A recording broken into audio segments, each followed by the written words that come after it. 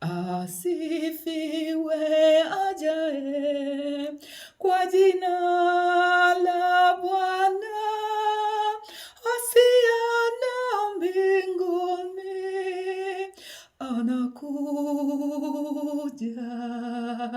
Anakuja kwa jina la Bwana.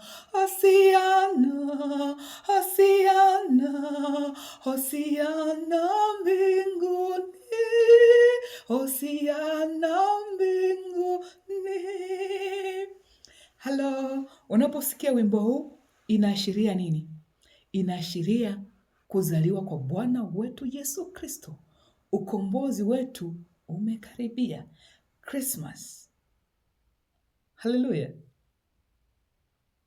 Tunaposoma kitabu cha Isaya mlango ule wa 40 mstari ule wa kwanza mpaka na kuendelea, utaona utabiri wa kuzaliwa kwa Bwana wetu Yesu Kristo.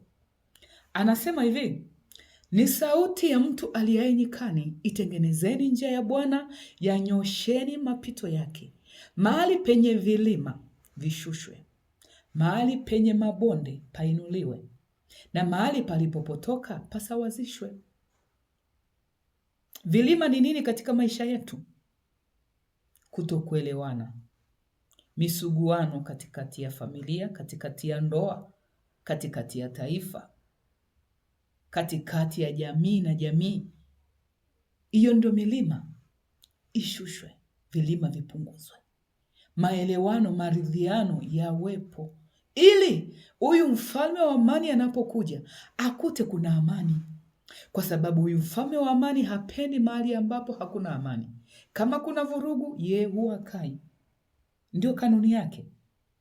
Yeye yupo tayari kuingia na kukaa kwa yule anayemfungulia mlango, kwa yule ambaye anayekubali kushuka na kunyenyekea na kujiona kwamba yeye hastahili. Bwana wa amani ataingia na kukaa kwake. Nikatafakari hii sauti ya mtu aliye nyikani. Kwa nini aliye nyikani? Kwa nini asilie sehemu yenye watu? Nikakumbuka, nyika ni mahali ambapo ni jangwa. Hakuna maji, hakuna chakula, hakuna huduma yoyote, na hakuna mwanadamu anaweza kuishi jangwani. Atajitahidi, lakini atapoteza maisha, atakufa. Nikaona jangwa ni mahali ambapo mwanadamu ameishi. Ni mazingira magumu ambayo mwanadamu ameishi, na hakuna msaada, hakuna tumaini, hakuna mtu atakayeweza kumpa tumaini. Kuna wakati ambapo tunafika, unatamani hata mtu akutie moyo kwa magumu unayopitia, lakini hatokei. Matokeo yake wanakunyanyapaa, wanakucheka, wanakuona umepotea sana. Unazidi kuumia. Lakini leo hii sauti ya mtumishi wa Bwana Yohana Mbatizaji anasema, tengenezeni njia, Bwana wa amani anakuja. Yesu Kristo mwokozi wa ulimwengu. Huyu ndio mwenye amani peke yake. Ukiitafuta kwa mwanadamu hutaipata.